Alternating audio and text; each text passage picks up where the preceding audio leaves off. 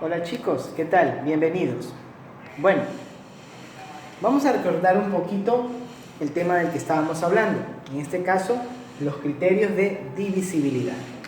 Habíamos dicho que los criterios de divisibilidad, en primer lugar, van a ser unas reglas.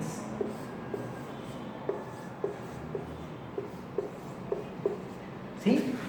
Son reglas que nosotros debemos cumplir, pero ¿para qué me sirven estas reglas? Estas reglas me sirven a mí para poder resolver divisiones, ¿sí? O para poder conocer cuándo un número es divisible para otro sin necesidad de hacer una división, es decir, sin necesidad de hacer el ejercicio, ¿sí? ¿Por qué? Porque me voy directamente a los criterios de divisibilidad y estos ya me dan la idea, ya me dan la regla que yo necesito conocer para poder determinar cuándo yo puedo dividir una cantidad para un número establecido o para un número en particular, ¿sí? Por ejemplo, si nosotros decimos el número, se me viene a la mente el número 48. 48, ¿para qué número puede ser divisible? Sin necesidad de pensar mucho, yo podría decir que 48 puede ser divisible para 2. ¿Ya? ¿Pero por qué para 2? Porque 48 termina en una cifra par, ¿sí? Y cuando termina en una cifra par es divisible para el 2. Entonces mira, no hice el proceso de división, pero yo sé que esta cantidad puede ser dividida para el 2. Es decir, no tuve que pensar mucho, ¿no es cierto? No tuve que ponerme a buscar tanto para poder llegar a una conclusión obvia que me permite tener una idea de qué número es el que voy a utilizar teniendo en cuenta a quién, a los criterios de divisibilidad. ¿Ya? Entonces, 48. ¿Para qué otro número podría ser divisible? ¿O para qué otro número podría dividir yo? Fácil, yo podría decir que 48 también puede ser dividido para 3. ¿Por qué? Porque en el criterio del 3 me dice que si yo sumo sus cifras y me da un múltiplo de 3, entonces es divisible para 3. En este caso, si yo sumo 8 más 4, me da 12. Y 12 es un múltiplo de 3. Entonces también puede ser divisible para 3. ¿Ya? Incluso aquí podríamos encontrar otro criterio de divisibilidad, y es el criterio del 6. Este criterio del 6, yo les decía, es un condicionante, ¿no es cierto? ¿Por qué? Porque está condicionado a que se cumpla el criterio del 2 y el criterio del 3 para que el criterio del 6 pueda ser tomado como un criterio válido al momento de buscar un número que sea divisible para, en este caso, el 48 o para cualquier cantidad, ¿sí? Entonces, mira, yo ya sé que 48 va a ser divisible para 2, va a poder ser divisible para 3, va a poder ser divisible para 6. Y aún no he hecho ninguna división, ¿sí? ¿Qué me asegura que yo estoy en lo correcto? Los criterios de divisibilidad. Esas reglas me aseguran que estas respuestas están correctas. Que si yo divido 48 para 2, voy a tener una división exacta, es decir, con un residuo 0. Si yo divido 48 para 3, de la misma manera, voy a obtener un residuo 0, una división exacta. Y lo mismo, si divido 48 para 6, obtendría la misma respuesta, una división exacta. Si quieres, lo podemos comprobar. Yo puedo poner aquí 48 dividido para 2, ¿sí? Tomamos la primera cifra, 4 dividido para 2, me da 2. 2 por 2, 4. 4 menos 4 me da 0. Bajo la siguiente cifra, que es el 8. 8 dividido para 2 a 4. 4 por 2, 8. menos 8, 0. ¿Sí? Y si observas, entonces, el 2 sí divide de manera exacta al 48. ¿Sí? Si quieres, podemos comprobar con el criterio del 3. Acuérdate que estos criterios de divisibilidad van encaminados a obtener como respuesta una división exacta, es decir, una división con un residuo 0. ¿Ya? Yo aquí tengo 48 y voy a aplicar el criterio del 3. ¿Sí? Tomo una cifra, 4 dividido para 3, a una, 3 por 1, 3, 4 menos 3 me da 1, bajo la siguiente cifra que es el 8, 18 dividido para 3 me da 6. 6 por 3, 18, menos 18, 0. ¿Ya? Y mira, entonces el criterio del 3 también se aplica para poder dividir de forma exacta al 48. ¿Ya? Perfecto. Entonces, acuérdate, los criterios de divisibilidad son reglas. Esas reglas te permiten a ti establecer aquellos divisores para ciertas cantidades, sin necesidad de que tú hagas la división. Sin necesidad de que hagas la división, tú ya conoces cuáles son los posibles divisores que puedes tú utilizar para poder dividir una cantidad. ¿Sí? Entonces, y de estos criterios tenemos algunos. Tenemos el criterio del 2, que fue el que vimos. ¿Sí? Si termina en cifra par o termina en 0, es divisible para 2. Tenemos también el criterio del 3. Si nosotros sumamos las cifras de una cantidad y me da como resultado un múltiplo de 3, puede ser divisible para el 3. Tenemos también el criterio del 4. El criterio del 4 me dice si sus dos últimas cifras son 0 o si es un múltiplo de 4, yo voy a poder utilizarlo el criterio del 4. Tenemos también el criterio del 5. ¿Qué me dice el criterio del 5? Que si una cantidad termina en 0 o termina en 5, va a poder ser divisible para el criterio del 5. El criterio del 6, el que yo les había dicho, este es condicionante, ¿no es cierto? Y es condicionante, ¿por qué? Porque depende del 2 y del 3.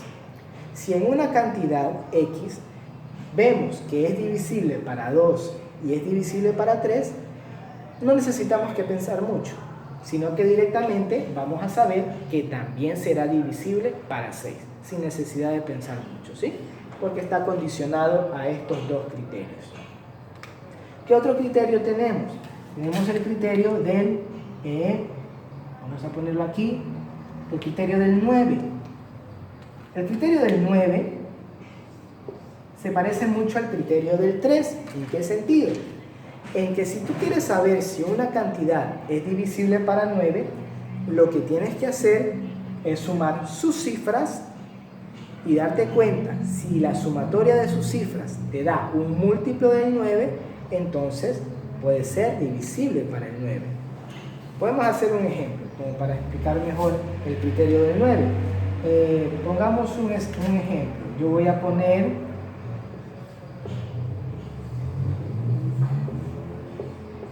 729.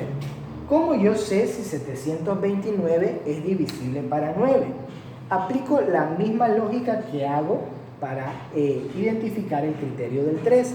Sumo sus cifras, es decir, sumo 7 más 2 me da 9 y 9 más 9 me da 18. 18 es un múltiplo de 9, entonces 729 va a poder ser divisible para el 9, ¿sí? Ese es el proceso que mentalmente nosotros debemos ir desarrollando, ir puliendo, ¿sí? Un último criterio es el criterio del 10, y este criterio nos dice que un número va a ser divisible para 10 siempre y cuando su última cifra termine en 0. Es decir, podríamos hablar de 20, 30, 40, 50, 100, 200, 1000, 2000, 3000. Todas esas terminan en 0. Entonces son divisibles para el 10.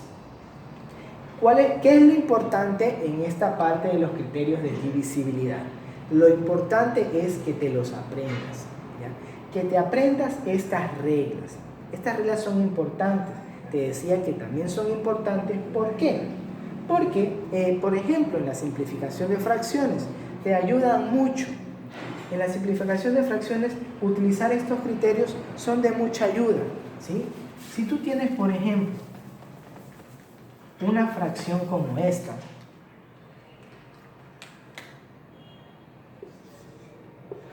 vamos a poner 27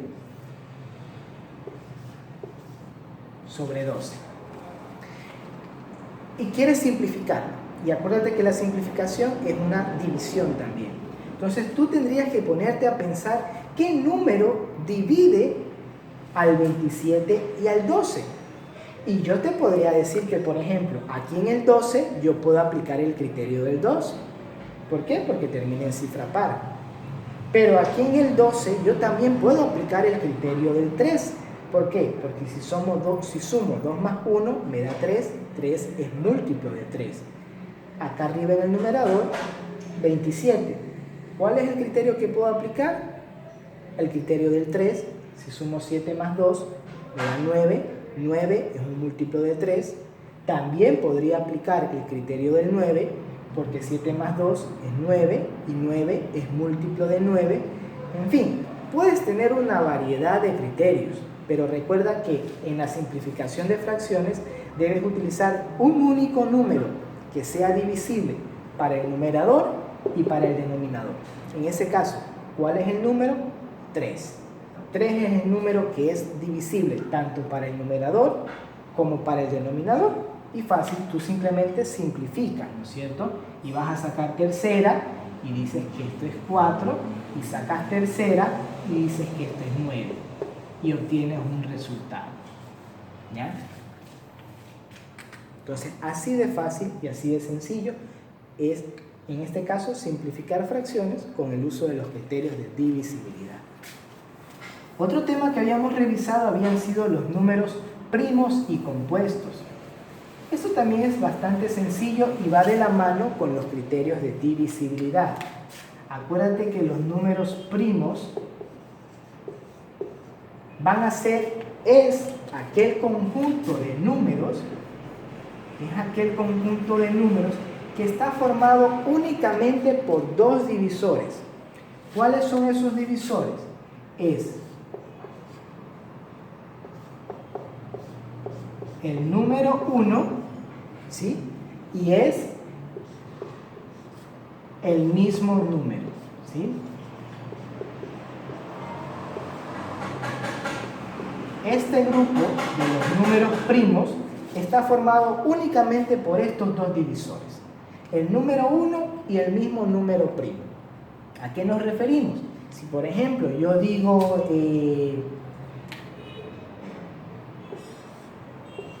13. 13 únicamente es divisible para el 1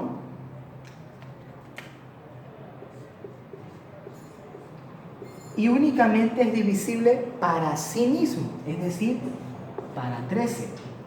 Si te pones a buscar los criterios de divisibilidad, no vas a encontrar otro número que sea divisible para el 13. Solamente 1 y 13. Esos son los números primos. Los compuestos, en cambio, son aquellos que tienen más de dos divisores, ¿ya? Los compuestos tienen más de dos divisores. Entonces, estos son mucho más sencillos, ¿no es cierto? Tienen más de dos divisores. Y aquí podemos tener una gran variedad. Podríamos poner, por ejemplo, el 12, podríamos poner el 14, el 45, el 64, el 28, ¿ya? Si nos ponemos a buscar, cada uno de estos tiene más de un divisor. ¿sí? El 12, por ejemplo, es divisible para el 1, para el 12, para el 2, para el 3, ¿ya? Para el 4, para el 6, mira, 6 divisores. El 28 es divisible para el 1, para el 28, para el 2, ¿para cuál más? Para el 4, para el 7, 5 divisores, ¿ya? Entonces, esa es la lógica al momento de trabajar con los criterios de divisibilidad. Saber dominarlos para luego poder aplicarlos en operaciones sencillas como la simplificación de fracciones o en la identificación de números primos y compuestos, ¿sí? Bueno, chicos, eso es todo por el día de hoy. Un saludo, un fuerte abrazo. Chao.